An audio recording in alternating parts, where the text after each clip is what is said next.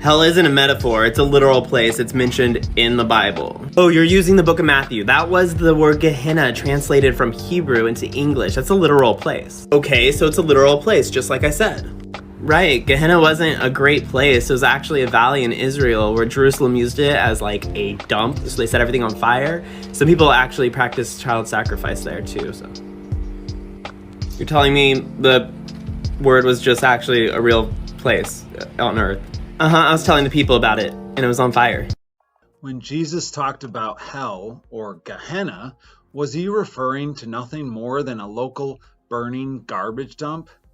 Well, that's the claim in this video from this TikToker, but there are some serious problems. First, despite what you may have heard, there isn't any credible evidence that Gehenna was a burning garbage dump in Jesus' day. In fact, scholars have traced the origin of this claim to Rabbi David Kimchi around AD 1200.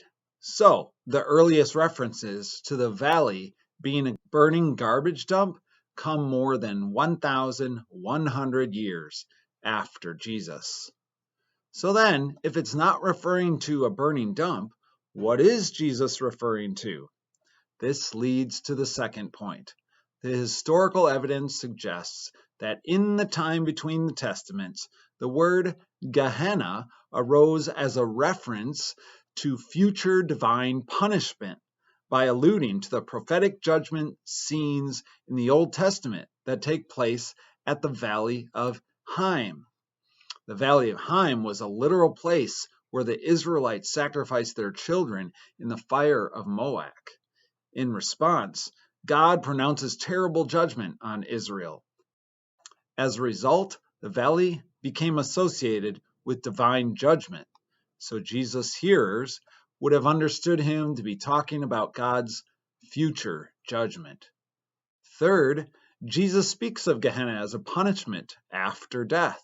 He says, "I tell you, my friends, do not fear those who can kill the body, and after that have nothing more that they can do. But I will warn you whom to fear. Fear him who, after he is killed, has authority to cast you into hell." Finally, Jesus' references to hell aren't limited to his use of the word Gehenna. He says that there will be a final resurrection of the dead, the righteous to life, and the unrighteous to judgment. He warns of eternal fire, weeping, and gnashing of teeth, and eternal judgment.